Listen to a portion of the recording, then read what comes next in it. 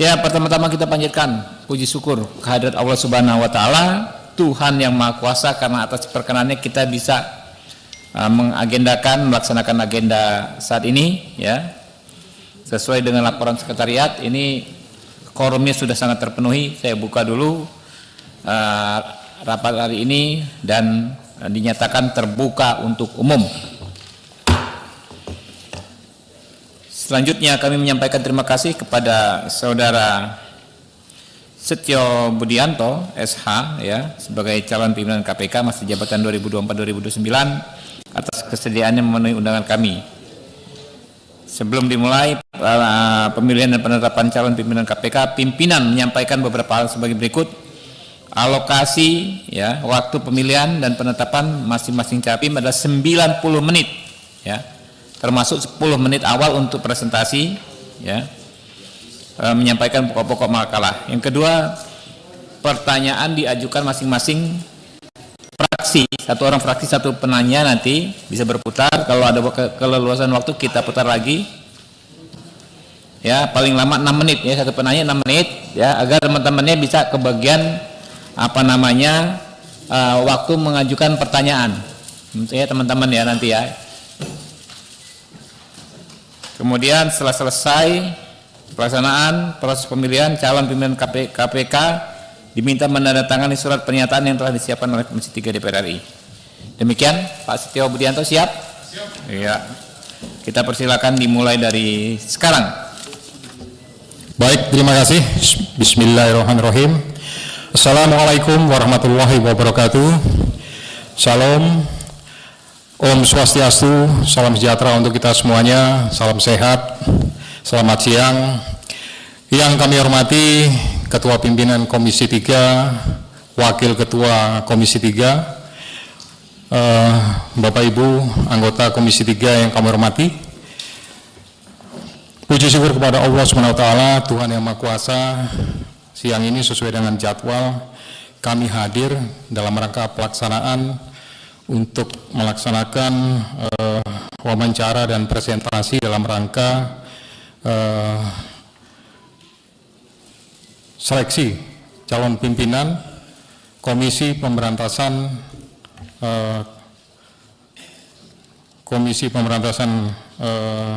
KPK yang sudah dijadwalkan. Dan kami mendapatkan giliran yang pertama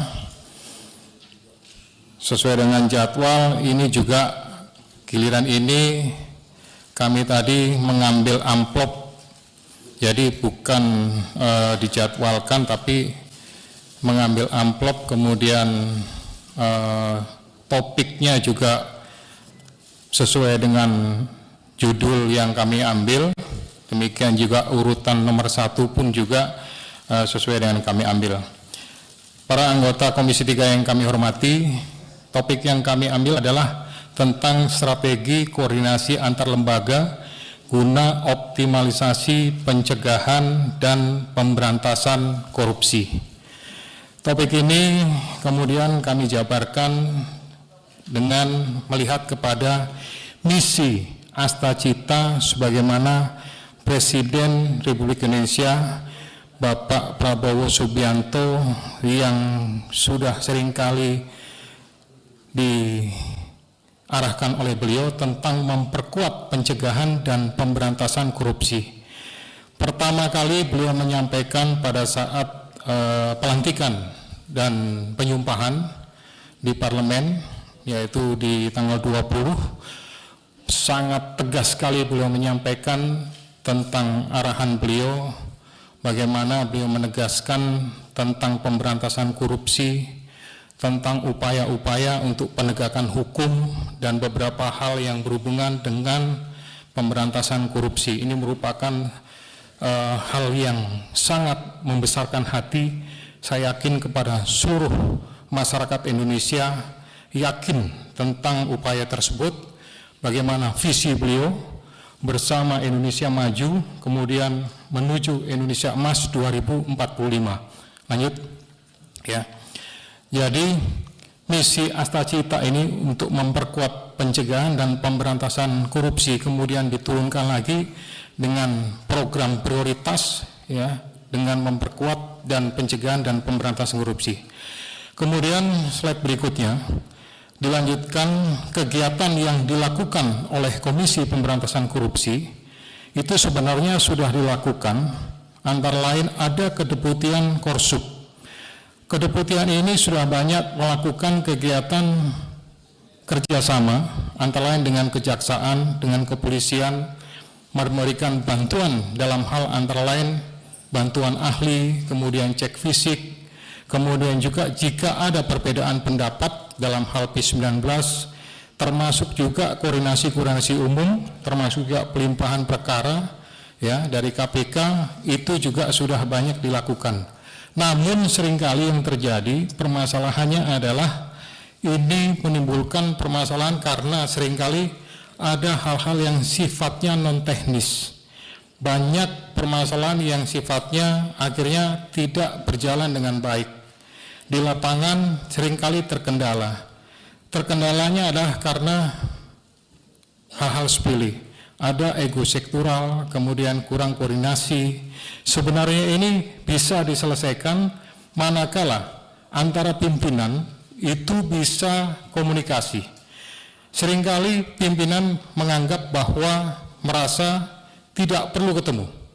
Terutama pimpinan di level KPK menganggap mungkin karena levelnya sudah terlalu tinggi, tidak mau ketemu dengan Jaksa Agung, tidak mau ketemu dengan Kapolri, menganggap yang harus ketemu adalah ke level deputi. Nah, ini seringkali menimbulkan permasalahan-permasalahan yang akhirnya menghambat yang di level bawah, sehingga menimbulkan permasalahan-permasalahan yang menghambat untuk tingkat-tingkat yang di bawah. Nah, permasalahan ini akhirnya menimbulkan permasalahan-permasalahan penyelesaian perkara di level bawah. Kemudian berikutnya, kami sampaikan juga, di KPK ada slide berikutnya, ada kedeputian pencegahan dan monitor. Nah, di kedeputian pencegahan dan monitor ini, ada direktorat gratifikasi, ada direktorat LKPN, dan direktorat monitoring. Kemudian ada kegiatan yang dilakukan yaitu dalam bentuk Stranas. Nah, Stranas ini juga bekerja sama dengan beberapa kementerian, antara lain Bappenas, kemudian Kementerian Pan-RB, Kementerian Dalam Negeri, kementerian yang lainnya. Nah, menurut kami seharusnya dari kedeputian pencegahan dan monitor ini melakukan pemetaan terhadap beberapa kegiatan yang dilakukan oleh kementerian lembaga yang lain. Jadi harus bisa melakukan pemetaan permasalahan-permasalahan yang terjadi. Contoh saat ini kami berada di Inspektorat Jenderal Kementerian Pertanian. Apa yang terjadi di Kementerian Pertanian, misalkan PBJ, kemudian sektor perizinan, jual beli jabatan, gratifikasi, dan perjalanan dinas fiktif. PBJ ini harusnya bisa dipetakan beberapa kegiatan yang bisa dilakukan konsolidasi pengadaan. Perizinan beberapa kegiatan yang bisa dimasukkan neraca komoditas. Kemudian jual beli jabatan juga demikian. Sehingga pencegahan bisa diprioritaskan untuk bisa lebih mengedepankan sektor pencegahan. Bukan kemudian lebih mengutamakan penindakan. Kemudian ada kegiatan yang harusnya lebih memprioritaskan monitoring ini. Jadi dengan lebih mengedepankan pencegahan, ini tentu lebih aktif dan lebih mengurangi sektor-sektor penindakan.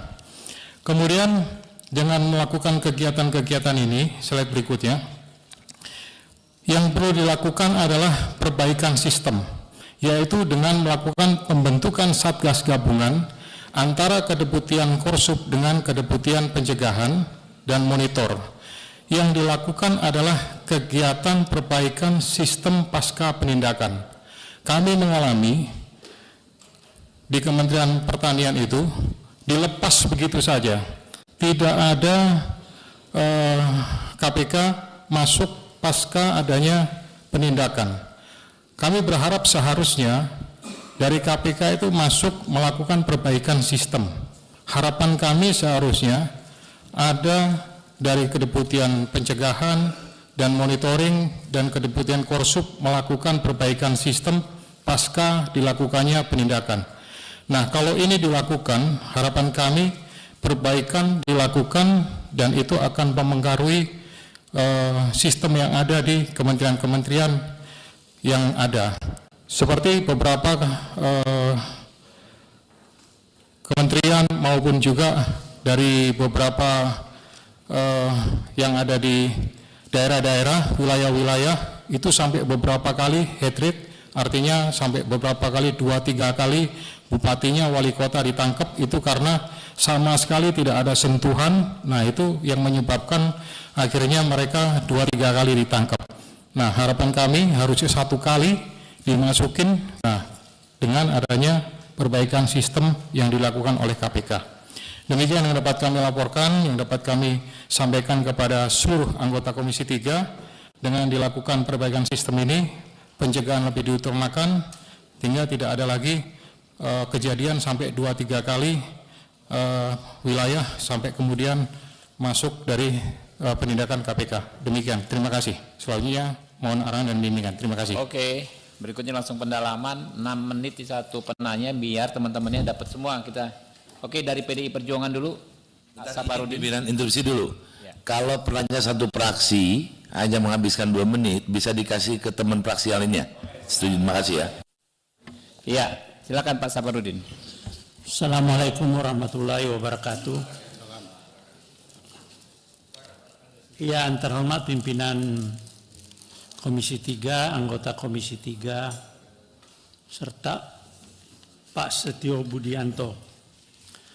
Kalau kita melihat langkah-langkah strategi pencegahan dan penindakan KPK selama ini, itu sudah dilakukan.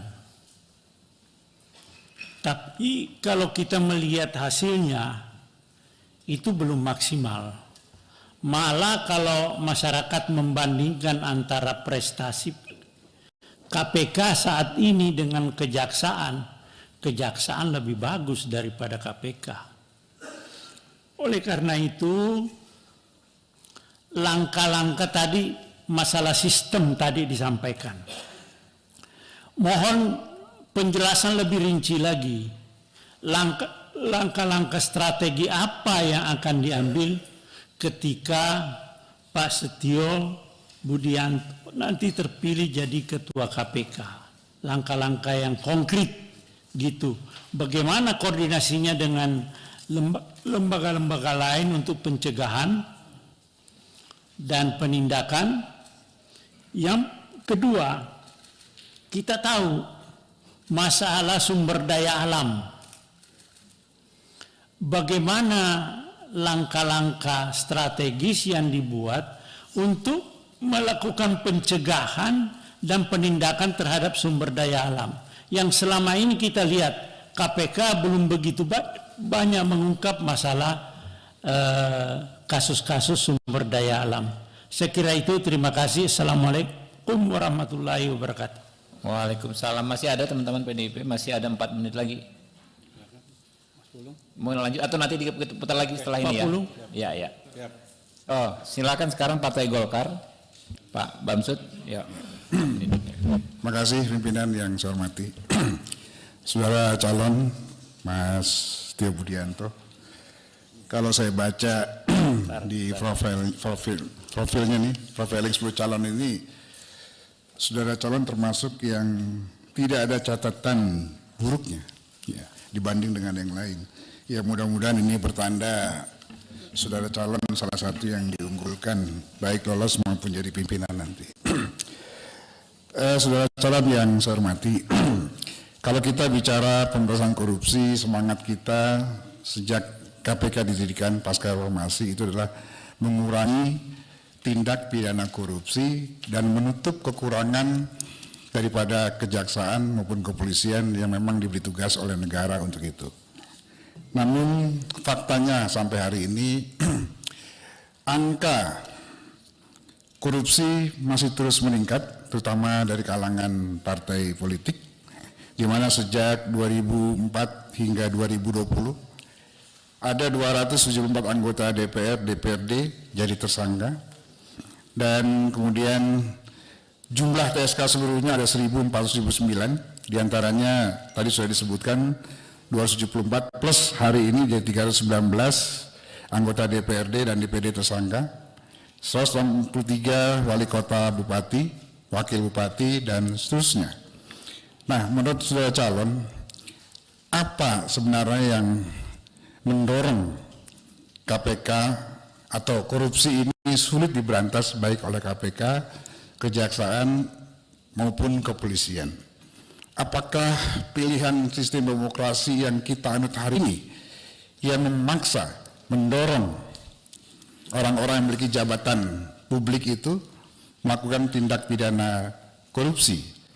Karena kalau kita lihat hasil kajian KPK sendiri, untuk menjadi bupati atau wali kota dibutuhkan setidak-tidaknya 50 sampai 100 miliar. Begitu juga untuk jadi anggota DPR, kita semua ini nggak mungkin modal kecil. Tapi rata-rata makanya inilah yang menjelaskan kepada kita banyak pengusaha yang memiliki ekonomi baiklah yang akhirnya terpilih. Artinya apa? Di satu sisi sistem demokrasi makin lama makin lari dari substansinya, kita lebih daripada menjurus kepada NPWP, nomor piro wani piro, dan ini juga mendorong meningkatnya tindak pidana korupsi. Bagaimana mungkin seorang bupati, wali kota, gubernur bahkan yang mengeluarkan modal ratusan miliar dengan gaji puluhan juta ini langsung bekerja untuk rakyat. Begitu juga pilpres dan pileg ini juga membutuhkan biaya yang sangat tinggi. Pertanyaan saya adalah apakah pilihan demokrasi kita ini yang mendorong tindak pidana korupsi sulit diberantas? Kemudian yang berikutnya adalah ada 18 kasus besar, Pak Setio, yang merugikan keuangan negara yang cukup besar jumlahnya, yang sampai saat ini belum dituntaskan oleh KPK, diantaranya BLBI dan seterusnya. Kemudian juga terkait dengan pilihan atau terkait dengan pasal 2 Undang-Undang KPK dan pasal 3 Undang-Undang KPK, ada pro kontra hari ini bahwa dua pasal itu justru cenderung memiliki potensi mengkriminalisasi seseorang. Bagaimana tanggapan saudara calon? 3 pertanyaan itu dari saya. Dan yang terpenting bagaimana saudara calon menyelesaikan tunggakan-tunggakan perkara di KPK manakala saudara calon nanti terpilih. Apalagi kita tahu ada puluhan tersangka yang sudah berulang tahun, bahkan puluhan tahun sampai saat ini belum bisa dibawa ke pengadilan. Artinya nasib mereka terkatung-katung, bahkan ada yang sampai meninggal dengan status tersangka. Ini tidak adil. Kalau memang KPK tidak bisa menemukan cukup bukti, sudah sepatutnya dengan undang-undang yang baru ini bisa dikeluarkan SP3. Kita sengaja merevisi undang-undang KPK ini agar KPK memiliki kewenangan. Apabila ada yang namanya manusia terlanjur mentes seseorang namun tidak cukup bukti, maka KPK berhak untuk mengeluarkan SP3. Itu saja pimpinan, mudah-mudahan bisa mendapatkan jawaban yang dapat memberikan gambaran pada kita manakala Pak saudara calon Pak Budi ini memimpin lembaga ini membawa ke arah yang lebih baik. Assalamualaikum warahmatullahi wabarakatuh. Waalaikumsalam warahmatullahi wabarakatuh. Gerindra, silakan. Nanti diputar aja Pak, karena mepet. Ya. Ya. Baik, terima kasih pimpinan. Assalamualaikum warahmatullahi wabarakatuh. Yang terhormat pimpinan dan seluruh anggota Komisi 3, saya Bob Hasan dari fraksi Gerindra terkait dengan penulisan makalah oleh Pak Setio Budianto. Judul makalah Strategi Koordinasi Antara Lembaga Guna Optimalisasi Program Pencegahan dan Pemberantasan Korupsi. Jadi kalau makalah sudah ditulis, konsekuensinya Pak Setio harus membangun sebuah metodologi yang nanti pada ujungnya kita akan mengarah kepada praktiknya, seperti itu. Kalau kita lihat nomenklatur strategi koordinasi antar lembaga guna optimalisasi, dalam artian program pencegahan dan pemberantasan korupsi, Pak Setio sudah membaca bahwa KPK sebelumnya belum optimal. Itu yang harus diteguhkan oleh Pak Setio, karena Pak Setio sudah bertanggung jawab menyampaikan nomenklatur ini. Dan kemudian Pak Setio juga tadi sudah menjelaskan tentang gap yang sudah Pak Setio bangun, yaitu das solent das sen dalam penulisan makalah tadi, bahwa pada dasarnya kurang optimalisasi dengan bla bla bla penjelasan tadi, ya kan.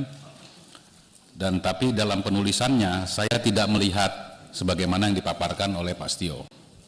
Oke, saya akan lebih merujuk lagi kepada nomenklatur yang Pak Setio buat. Kira-kira yang pertama pertanyaan saya, sejauh ini lembaga mana yang diperlukan untuk berkoordinasi terhadap pencegahan dan pemberantasan korupsi? Karena Undang-Undang KPK sudah mengatur semua tupoksi, kewenangan dan sebagainya untuk menindak dan melakukan pencegahan dan pemberantasan korupsi. Kemudian pada praktiknya Pak Setio tadi sudah menggambarkan deputi-deputi atau bidang-bidang tertentu. Yang kami pertanyakan adalah KPK sebagai organisasi yang telah berdasarkan undang-undang itu berhubungan dengan lembaga lain, berarti ada satu hal yang transparan, ya, hal yang akuntability yang harus dijaga juga, karena mengingat tadi sudah disampaikan sebelumnya KPK itu berdiri itu karena ada kekurangan dari lembaga-lembaga lain. Nah, untuk interaksi ini diperlukan atau tidak peraturan KPK khusus atau undang-undang tertentu sehingga ada satu sirkulasi regulasi yang mengatur secara khusus adanya hubungan antara lembaga-lembaga lain dengan KPK. Yang ketiga, pertanyaan saya adalah, Pak Setio nanti adalah wajah pimpinan KPK. Kita tahu selama ini bahwa KPK mencoba mencari celah dan bila mana memang masuk pada ketentuan-ketentuan tertentu, apakah KPK ke depan ini lebih atau dominan concern terhadap persoalan operasi tangkap tangan atau mau penegakan hukum dengan pola-pola sebagaimana yang dilakukan oleh Kepolisian Republik Indonesia dan Kejaksaan Agung Republik Indonesia. Nah, tolong jelaskan pilihan Pak Setio sebagai bila mana nanti terpilih menjadi salah satu pimpinan KPK. Demikian, terima kasih. Ya, berikut Mas Pak Roni ya langsung ya. Terima kasih pada saudara calon, selamat siang. Saya tidak lama-lama, tadi saya tertarik dengan apa yang disampaikan saudara calon terkait para pimpinan yang tidak mau bertemu dengan para pihak. Yang pertama, apa yang Bapak lakukan bila mana jadi pimpinan KPK? Berkoordinasi bukan dasarkan egoisme institusi, atau Bapak mau melakukan sesuatu komunikasi dengan para pihak. Yang terakhir, Pak Alex Marwata menggugat atas pertemuan dengan para pihak. Kira-kira menurut Pak saudara calon, yang begini ini menurut saudara calon pantaskah sebagai independensi KPK yang digugat oleh pimpinan KPK sendiri? Itu kedua, Pak. Yang ketiga, langkahnya apa yang akan Bapak percepat dalam konteks institusi KPK yang sekarang lagi turun-turunnya ke depannya, tapi tidak membabi buta dan tidak brutal yang akan dilakukan oleh pimpinan baru ke depannya, dengan cara pencegahan yang lebih banyak tapi dengan cara yang lebih eksklusif. Kan jangan mentang-mentang mau sana sini, mau ditangkap di negara ini, kan nggak ada yang benar, Pak. Kalau mau cari salah, pasti banyak kali salahnya. Tapi bagaimana mengharmonisasi pencegahan yang lebih utama agar di mana Bapak jadi pimpinan KPK terbentuklah sistem yang terbaik buat masa depan Republik ini lebih bagus. Terima kasih, pimpinan. Lanjut tetap Nasdem ya, karena ini enggak, ini kuota ya, tetap Nasdem namanya. Lanjutnya ini tadi pimpinan ya. Terima kasih pimpinan. Pak Setio Budianto, KPK sudah 22 tahun, Pak. Awalnya dibentuk karena tidak optimalnya polisi dan jaksa dalam pemberantasan korupsi. Malah banyak ahli hukum ketika usia KPK 5 tahun, sebaiknya KPK cukup 10 tahun. Harusnya ada target sampai kapan Indonesia bebas korupsi. Ya, ini yang jadi ekspektasi publik, Pak. KPK hadir untuk memberantas korupsi, tapi sampai hari ini korupsi tidak selesai-selesai. Malah yang keluar dari Sukamiskin disambut bak pahlawan. Harusnya terpidana korupsi dapat sanksi sosial, malah dan jadi pahlawan. Banyak yang pulang kampung tiba-tiba disambut ribuan orang. Apakah ini proses penanganannya mungkin tendensius karena menarget, karena politis dan sebagainya, walau alam. Tapi yang saya mau katakan Pak Setio, tadi Pak Setio menggambarkan pencegahan dan pemberantasan. Pertanyaan saya, ketika Pak Setio menjadi pimpinan KPK, mana yang lebih utamakan? Pencegahan atau penindakan? Karena 22 tahun ini penindakan, orang di borgol pakai rompi, rupanya tidak selesai-selesai korupsi. Masih pendekatan represif sensasional. Korupsinya diusut, tapi yang ditonjolkan chat-chat yang tidak ada hubungannya dengan korupsi misalkan, supaya jadi bahan gosip saja misalkan. Ini kan saya mak tadi, apakah Pak Setio bisa memurnikan atau meluruskan pemberantasan korupsi yang kadang-kadang bisa saja oknum KPK menjadikan KPK sebagai instrumen memukul orang. Ya, kita nggak mau seperti itu Pak Setio ke depan KPK ini. Nah, pertanyaan saya Pak Setio, apa yang Pak Setio pilih, pencegahan atau penindakan? Terima kasih pimpinan. Berikutnya Partai Kebangkitan Bangsa.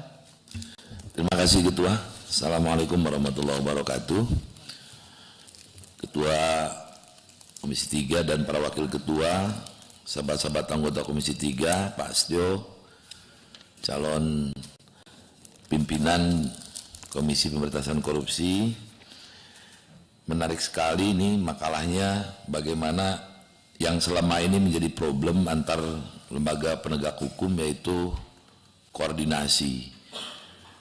Bahkan tadi di paparannya disampaikan memperkuat pencegahan pemberantasan korupsi ini ada kendala terkait ego sektoral, kurangnya koordinasi, sampai terbentuk satgas-satgas gabungan antar kedeputian. Pertanyaan saya adalah, kalau emang misalkan sekarang ini ada di tingkat pimpinannya, ada kesepakatan bisa diwujudkan melepaskan ego sektoral itu, jangan sampai sekarang KPK, tadi disampaikan sahabat saya dari Nasdem itu atau dari fraksi lain, kondisinya sekarang opini publik melihatnya, opini publik ini lagi down. Bahkan ada yang memanfaatkan, justru KPK lagi membuat bagaimana menata, memberantas korupsi ini dari sisi preventif, dari sisi pencegahan. Fungsi intelijennya, fungsi bagaimana dari sisi pengelolaan monitoring datanya, tetapi dimanfaatkan oleh APH lain, bahkan mohon maaf dalam tanda kutip mencari panggung. Justru ini ketika KPK lagi menata di sisi pencegahan, yang lain malah dia main di penindakan, yang justru ya kemarin teman-teman ini sempat mempertanyakan menetapkan tersangka belum jelas alat buktinya, yang justru itu dulu kita perbaiki melalui undang-undang pemberantasan korupsi ini di KPK. Ini yang menjadi problem ketika KPK menata bagaimana mencegah supaya korupsi ini mulai bisa tertangani, tapi ada APH yang lain yang tadi tidak selesai korsupnya ini dengan supervisi dengan lembaga-lembaga APH lain, dimanfaatkan oleh lembaga APH lain ini. Bahkan yang dilakukan ini seolah-olah di downgrade fungsi KPK-nya ini. Nah, ini apa yang mau dilakukan? Justru ini kan harus selesai di level pimpinan. Bagus sekali ini makalahnya, bagaimana Bapak menata, tidak selesai dengan membentuk kedeputian antara monitoring setiap lembaga APH. Kalau di tingkat bosnya, tingkat leadernya nggak selesai. Itu saja mungkin dari PKB. Terima kasih. Assalamualaikum warahmatullahi wabarakatuh. Berikutnya Partai Keadilan Sejahtera. Baik, terima kasih pimpinan dan Saudara Setio Budianto, calon. Saya tertarik apa yang disampaikan saudara, tapi minimal dengan saya lihat riwayat hidup saudara, saya ingin mendalami ya, dalam arti tadi teman-teman banyak berbicara dengan teknisnya. Saya ingin dijelaskan oleh calon ya, kira-kira motivasi apa Anda begitu bersemangat untuk masuk dalam jajaran KPK? Itu motivasi yang saya ingin dengarkan. Lalu kedua, yang menarik adalah dalam salah satu pasal di Undang-Undang 19 2019, yaitu pasal 7, jelas dinyatakan ini hubungannya dengan Anda akan melakukan pencegahan ya, melakukan pendaftaran dan pemeriksaan. Saya menekankan pemeriksaan terhadap laporan harta kekayaan negara ya. Tapi realitas di lapangan selama ini, beberapa kasus itu LPHKN ini terbuka setelah terjadi suatu kasus. Ya, Anda mungkin sering dengar bahwa setelah kasus terjadi, ternyata hampir LPHKN itu tidak cocok dengan apa yang setelah pemeriksaan itu terjadi. Nah, kira-kira dalam konteks tulisan Anda strategi koordinasi, tapi saya lebih kepada pencegahannya, gimana nih ke depan menyangkut masalah laporan harta kekayaan negara ini menjadi suatu alat yang sangat efektif dalam rangka pencegahan. Terima kasih. Selanjutnya Partai Amanat Nasional. Terima kasih pimpinan, Bapak Ibu anggota Komisi 3, Saudara calon Budi Setia Budianto.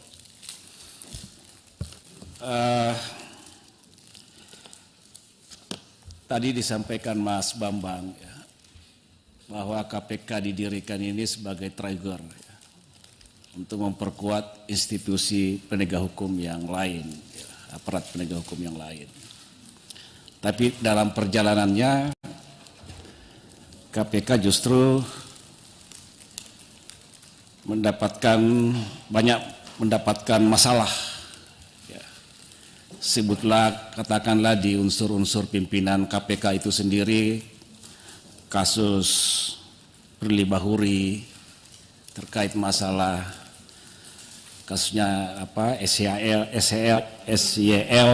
lalu kemudian juga ada Lili Partauli ya, yang mendapatkan gratifikasi dari BUMN, lalu kemudian juga ada Nurul Gufron yang dilaporkan masalah etik dan sebagainya. Nah, sementara KPK ini diharapkan sosok-sosok yang betul-betul menjadi pimpinan yang memiliki integritas moral yang tinggi dan imparsial. Ya. Artinya imparsial, tidak memihak, lalu kemudian betul-betul menjaga independensinya, ya, dan memiliki public trust. Bagaimana kepercayaan publik itu betul-betul dijaga ya oleh institusi ini dalam menjalankan tupoksinya. Menarik ya apa yang disampaikan oleh Mas Bambang Susatyo tadi ya, bahwa kalau kita melihat persoalan korupsi saat ini memang tidak bisa dilepaskan dari berbagai persoalan-persoalan di baik itu di birokrasi maupun di politik ya. Karena memang persoalan korupsi banyak bersentuhan dengan hal aktor-aktor seperti itu ya, aktor politik, lalu kemudian aktor birokrasi dan sebagainya. Sehingga terjadi feedback ya dalam rangka bagaimana melakukan suatu perlawanan, apakah itu dari sisi regulasi, dari sisi kebijakan dan sebagainya. Nah, berangkat dari persoalan itu, Pak Setio, saya sederhana aja memberikan pertanyaan-pertanyaan. Ya. Jika saudara nanti terpilih menjadi pimpinan KPK, langkah apa yang Anda lakukan untuk mengembalikan public trust ya, terhadap KPK ini sebagai lembaga anti korupsi, ya, sehingga tidak terjadi kontroversi terkait masalah integritas para pimpinan-pimpinan yang ada di sana. Ini perlu betul-betul dijaga. Ya. Lalu kemudian yang kedua, ketika Pak Setio diberikan amanah ya, sebagai pimpinan KPK, tentunya perlu melakukan suatu reformasi yang betul-betul diterapkan di KPK agar lembaga ini kembali menjadi institusi yang kredibel, yang tidak mudah diintervensi oleh berbagai kepentingan politik. Saya kira pemberitaan kemarin juga kita sering baca bahwa ada seorang penyidik memberikan pengakuan bahwa dipaksa untuk mentersangkakan seseorang, kan begitu. Ini kan ada intervensi yang masuk di situ. Ini betul-betul harus dijaga hal seperti itu. Lalu kemudian juga Pak Setio, seringkali juga kita mendengar ya bahwa penetapan seseorang menjadi tersangka di institusi KPK ini ya, itu tidak didasari pada alat bukti, utamanya menyangkut masalah perhitungan kerugian negara. Sehingga banyak yang sudah ditetapkan oleh tersangka, tapi perhitungan kerugian negara itu belum ada. Sehingga penetapan itu berlarut-larut dan sebagainya. Nah, apa yang Anda lakukan supaya seseorang itu betul-betul terjaga ya dari hak-hak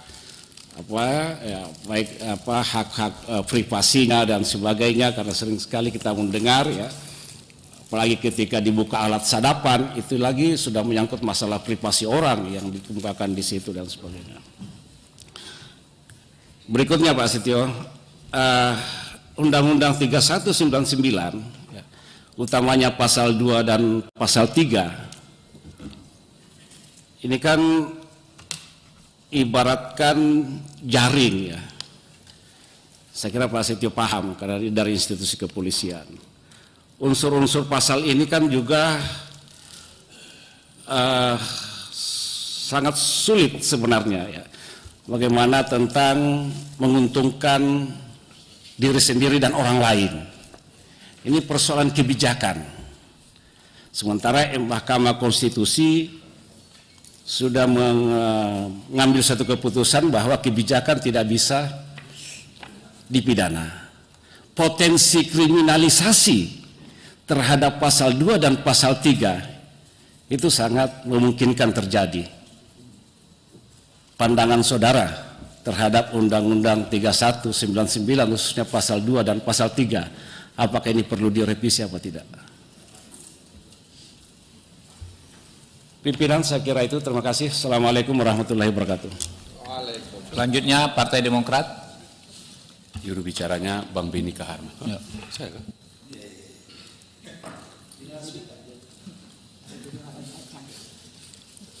Baik, saya ini anak buah ya, perintah Pak Ketua harus dilaksanakan, tapi tidak ada batasan.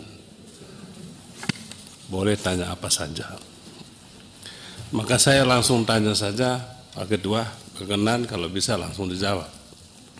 Bisa Pak, langsung nanti dirangkum saja. Oh, oke. Baik, pertanyaan saya yang pertama, apakah saudara pernah menetapkan seseorang menjadi tersangka ketika bertugas di kepolisian? Ya. Yang kedua, apakah saudara setuju OTT tetap dilaksanakan? Yang ketiga, epicentrum korupsi di Indonesia saat ini di lembaga apa? Epicentrum, pusat. Dulu pernah ada pimpinan KPK yang lama menilai epicentrum itu ada di parlemen. Setelah itu berubah, makanya saya tanya, epicentrum itu sekarang di mana? Yang keempat, saudara setuju tidak rancangan undang-undang perampasan aset? Kalau saudara setuju, isi utamanya apa? Yang kelima,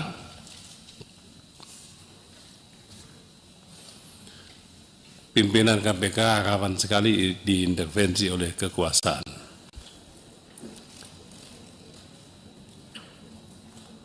Apabila saudara diperintahkan supaya si A ditetapkan sebagai tersangka, korupsinya memang gamblang sekali. Tetapi si yang punya kuasa tadi perintahkan, ini dokumennya, ini buktinya, tolong saudara tetapkan jadi tersangka. Apakah saudara menolaknya atau saudara nanti akan melaksanakan dengan baik perintahnya?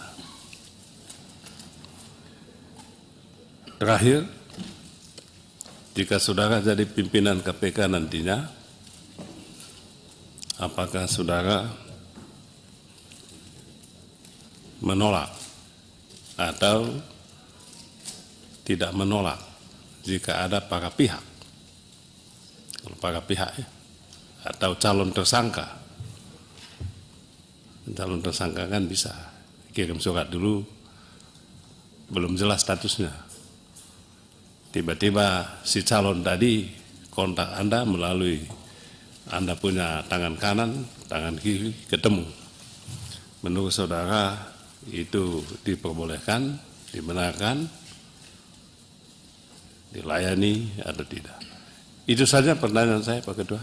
Terima kasih banyak. Terima kasih Pak BKH. Teman-teman, karena kan kita tadi mulai lebih awal daripada jadwal, maka kita ada bonus waktu cukup banyak ini, masih sampai jam 15. Kalau kita sepakati, kita berikan nanti Pak Setio ini 20 menit terakhir, ya kan ya. Jadi kita bisa dapat setidaknya setengah jam tambahan. Nah, kita putar lagi ya teman-teman ya. Iya, ada setengah jam lagi tambahan ya. Silakan teman-teman yang ingin bertanya, yang tadi belum ya, Pak Rikmanto dulu ya. Terima kasih Pak Ketua. Pak Setio Budi yang saya hormati. Pak Setio ini junior saya ini. Cuma dia bintang 3 sekarang. Ya, dulu pernah sama-sama, orangnya ya kreatif, banyak akal ya. Makanya sampai posisi sekarang ini. Ya, selamat Pak Setio ya. Selamat jadi irjennya di Kementan. Ya. Pak Setio, seperti kita ketahui bersama, korupsi itu kan rumusannya 2 ya yang kita sepakati. Need dan greedy ya. Kebutuhan dan keserakahan. Saya tertarik dengan programnya, yaitu pencegahan, koordinasi dan lain-lain. Ya, jadi pertanyaan saya itu sederhana saja. Untuk pencegahan itu dikatakan ada pendampingan. Seperti apa sih pendampingan itu ya? Kan Kementerian Lembaga ini banyak sekali. Apa di setiap proyek itu ditempatkan orang KPK di situ atau lapor KPK atau lain-lain ya, supaya tidak ada sesuatu yang menggelincirkan mereka. Yang kedua, untuk masyarakat. Masyarakat ini kan kebanyakan dalam tanda petik kita katakan korupsi itu karena need ya, kebutuhan. Apapun alasannya, kami butuh. Kebutuhannya nggak bisa habis memang. Itu bagaimana habit kultur, kebiasaan itu bisa hilang dari masyarakat. KPK harus apa di situ? Ya, jadi masyarakat menganggap kadang-kadang dia mencari sesuatu dari pekerjaannya, apapun pekerjaannya, yang di luar gaji pokoknya, yang di luar daripada penghasilannya, sesuatu yang dia dapatkan di luar itu sebagai sebuah keahlian. Ya, itu sebuah kecakapan, padahal itu sebuah kesalahan. Tapi mereka menyadarinya itu sebuah yang harus ditempuh gitu loh, dalam rangka survive tadi, need tadi. Ini KPK harus berbuat apa untuk pendidikan kepada masyarakat? Terima kasih Pak Ketua. Pak Fredrik ya, silakan Pak. Pak Nasir Jamil berkenan. Ya. Oke. Terima kasih Pak Ketua. Assalamualaikum warahmatullahi wabarakatuh. Saya Fredrik Kalalembang, fraksi Partai Demokrat nomor 576. Kepada Pak Setio Budi, saya sangat kenal dengan calon yang saya kira latar belakang Kapolda 2 kali, Direktur Penyidikan KPK, dan jabatan terakhir saya kira di luar kepolisian, yaitu di Irjen Mentan. Tentunya apa yang saudara sampaikan tadi, masalah ego sektoral dan kurangnya koordinasi yang selama ini dilakukan. Memang kita tahu bahwa KPK di akhir-akhir ini adalah yang banyak yang dilakukan pelanggaran adalah masalah-masalah ego sektoral dan kurangnya koordinasi yang seperti saudara. Dan ini biasanya semacam teori yang siapapun pimpinannya selalu disampaikan bahwa ego sektoral, kurangnya koordinasi dan sebagainya. Tetapi saya mau minta penjelasan secara konkret apa yang langkah-langkah apa yang saudara akan lakukan nantinya setelah saudara jadi pimpinan pada KPK. Kemudian yang kedua, kita tahu masalah OTT di KPK ini menjadi satu hal yang paling ditonjolkan. Padahal kita tahu bahwa KPK ini sudah mendapatkan 2 alat bukti, tetapi selalu dilakukan OTT. Kenapa tidak dilakukan pemanggilan? Karena kita tahu bahwa 2 alat bukti sudah dipegang, dilakukan pemanggilan seperti biasanya, tetapi malah dilakukan OTT. Nah, saya minta penjelasan saudara, apa kelebihan-kelebihan daripada OTT sehingga ini menjadi domain daripada KPK. Terima kasih. Selanjutnya Pak Nasir Jamil, siap-siap Pak Inca ya. Baik, terima kasih Ketua. Saudara calon pimpinan KPK yang saya hormati, Setio Budianto, Komisaris Jenderal. Yang pertama, tentu saja nama saudara itu pernah mencuat tahun 2021 saat menjabat sebagai Direktur Penyidikan. Ada peristiwa di gedung DPR ini, ya, dan kemudian melibatkan seorang kapten yang juga penyidik di Komisi Pemberantasan Korupsi. Yang kedua,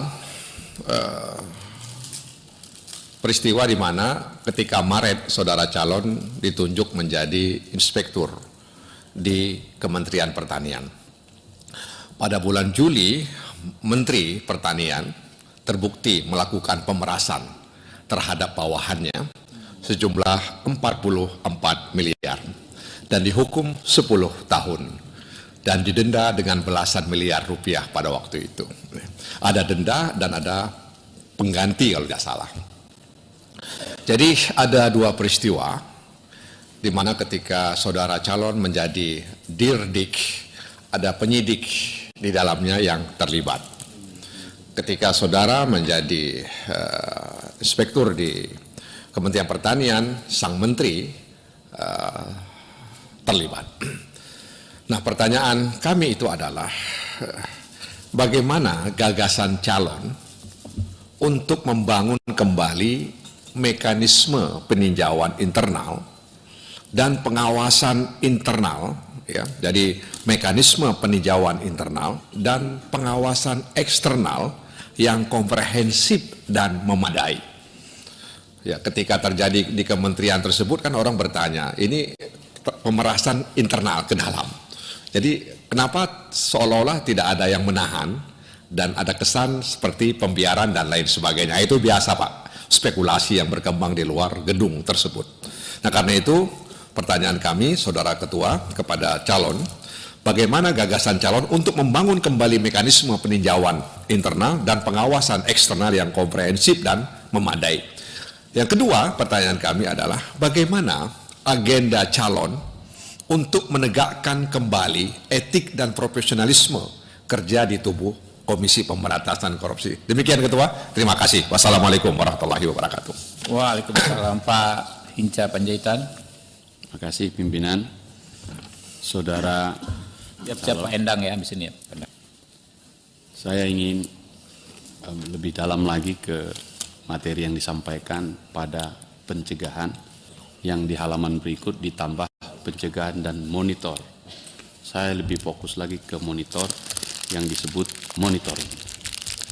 Dari hasil kerja KPK selama 5 tahun terakhir, monitoring ini dilempatkan pada di bawah sebuah deputi pencegahan itu dan levelnya direktur gitu ya.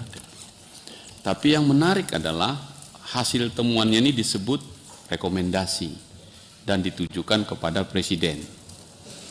Yang bila itu dianggap sebagai bukti permulaan, ada dugaan korupsinya, tapi diingatkan dulu pimpinan tertinggi di eksekutif. Ini hasil monitoringnya kemungkinan akan terjadi begini dan seterusnya. Aku sebut Haji Samsudin. Yang bila tidak dijalankan, itu dianggap sebagai permulaan bukti yang cukup. Apakah jikalau calon nanti terpilih menjadi pimpinan KPK, seperti apa konsep monitoring ini sebagai bagian utama dari pencegahan? Saya membayangkan apakah saudara calon setuju dengan saya untuk membentuk 1000 orang tim monitor untuk memonitoring Republik ini pada landscape kemungkinan terjadinya dugaan korupsi, kemungkinan dugaannya. Yang kalau kita sebut hulu dan hilir, umumnya kita bicara tentang hilirnya, lalu kita bicara sekarang hulunya. Apakah saudara calon setuju dengan konsep pencegahan itu tadi, mau memindahkan urusan ini kepada hulunya, terutama di sektor-sektor penerimaan negara, apakah di bea cukai, ataukah di pajak, ataukah kemudian BUMN sumber daya alam seperti timah, BBM, nikel, batubara dan lain-lain sebagai sumber pemasukan negara. Saya melihat monitoring itu di hulu bukan di hilir. Nah, pertanyaan saya, apakah calon akan menempatkan pikiran itu menjadi sesuatu yang sangat penting, menjadi learning doing kita, pelajaran sejarah yang lalu untuk memperbaiki ke depan. Yang terakhir, karena tadi teman-teman sudah mengangkat tentang kolegitas di pimpinan KPK. Saya pernah mencatat statement ini apakah masih relevan dengan makalah saudara calon. Waktu itu mengatakan begini, lebih baik merusak kolegalisme daripada merusak institusi atau organisasi. Rekam jejaknya masih ada ini. Ini kesan yang ingin disampaikan oleh saudara calon adalah untuk menjadi pimpinan, maka kita tidak akan segan-segan menyingkirkan pimpinan yang bermasalah secara etik. Apakah seperti itu masih berlangsung pikiran itu? Karena pikiran saya, pengalaman kita KPK yang sekarang problem etiknya banyak. Itu tadi yang diangkat oleh teman-teman dan kita tidak ingin itu terulang. Sehingga bagaimana kita atau Pak Setio menjalankan pendekatan ini tanpa mengorbankan kohesi tim. Karena kolegial dia. Jadi tanpa mengorbankan kohesi tim dan semangat kolaboratif yang sama pentingnya bagi keberhasilan organisasi sebesar KPK. Kalau saya ingin menggambarkan, jikalau dalam sebuah keranjang ada jeruk terbaik dari Kaban Jahe, kita sebut di sana, terus ada yang busuk dalam jeruk itu dalam keranjang, kita ingin memastikan agar yang lain tidak busuk, atau malah sebaliknya dihancurkan sekeranjang-keranjangnya. Apakah pikiran Pak Setio Budianto kaitannya dengan makalah ini nyambung juga untuk pencegahan dan ke depan? Terima kasih pimpinan. Pak Endang Agustina, siap-siap Pak Haji Abu Bakar Al-Habsi Habaib dari Tenabang. Silakan. Terima kasih pimpinan. Assalamualaikum warahmatullahi wabarakatuh. Yang saya hormati Ketua Komisi 3 dan rekan-rekan anggota Komisi 3, Pak Setio Budianto yang saya hormati. Tugas pokok KPK berdasarkan undang-undang adalah melakukan pencegahan dan pemberantasan tindak pidana korupsi. Sesuai yang Bapak paparkan tadi bahwa Bapak akan melakukan upaya pencegahan korupsi itu dengan mengedepankan koordinasi dan supervisi. Pelaksanaan koordinasi dengan instansi-instansi lainnya. Seperti kita ketahui, sampai saat ini indeks korupsi Indonesia itu masih berada di angka 3,85. Kita berada pada urutan 115 dari 180 negara. Jauh di bawah Singapura, Malaysia, Vietnam, dan Thailand. Yang ingin saya tanyakan, sampai sejauh mana efektivitas strategi koordinasi antar lembaga yang akan Bapak laksanakan dalam rangka mengurangi tindak pidana korupsi di Indonesia? Itu yang pertama. Kemudian yang kedua, mengapa strategi penindakan KPK dalam upaya melakukan pemberantasan tindak pidana itu selalu dengan upaya tertangkap tangan? Tidakkah KPK memiliki siasat atau teknik yang lebih elegan ketimbang tertangkap tangan?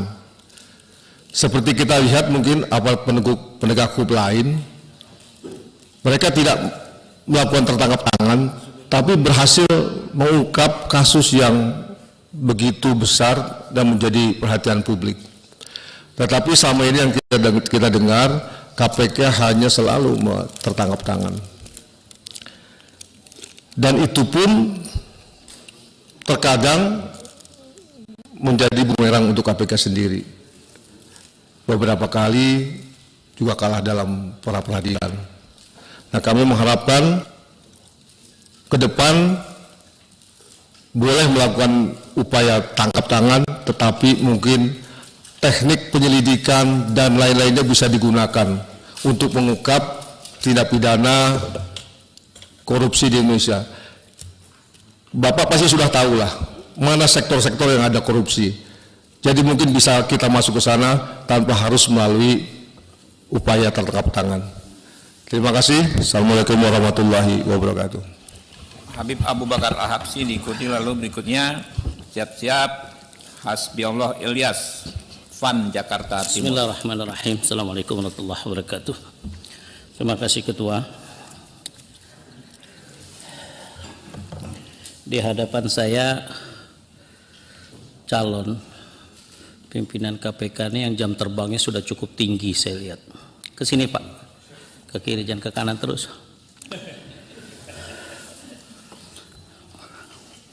Kalau dilihat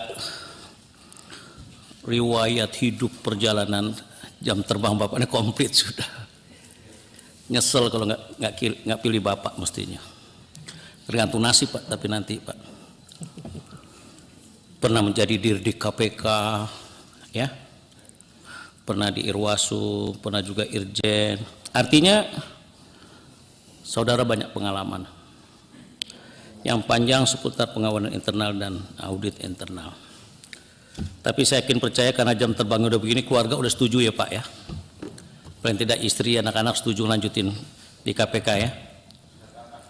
Oke. Saudara menulis satu makalah berjudul Strategi Koordinasi Antar Lembaga guna optimalisasi program pencegahan dan pemberantasan korupsi. Yang menjadi hal penting Pak berdasarkan pengalaman saudara, sebenarnya permasalahan koordinasi dalam pemberantasan korupsi itu di mana terletak Pak? Ya, apa sebenarnya problem mendasar dari koordinasi tersebut? Dan menurut calon saudara, langkah apa yang seharusnya dilakukan oleh KPK dan apa kunci dari persoalan ini? Ketua, cukup itu saja. Makasih. Selanjutnya Pak Hasbiollah Ilyas, siap-siap Pak Sudesan Tandra. Terima kasih pimpinan yang saya hormati dan para anggota dan juga calon Pak Budianto, Setio Budianto. Langsung saja, yang pertama begini Pak. Memang pencegahan di KPK ini menurut saya belum maksimal. Karena salah satu contoh misalnya untuk tangkap tangan itu diikutin 1 tahun. Yang setahu kami itu 1 tahun. Seharusnya harus lebih efektif lagi. Misalnya salah satu contoh, kalau sudah tahu ada korupsi, kenapa tidak langsung ditindak? Dalam artian ditelepon, karena KPK juga mempunyai alat yang sangat canggih.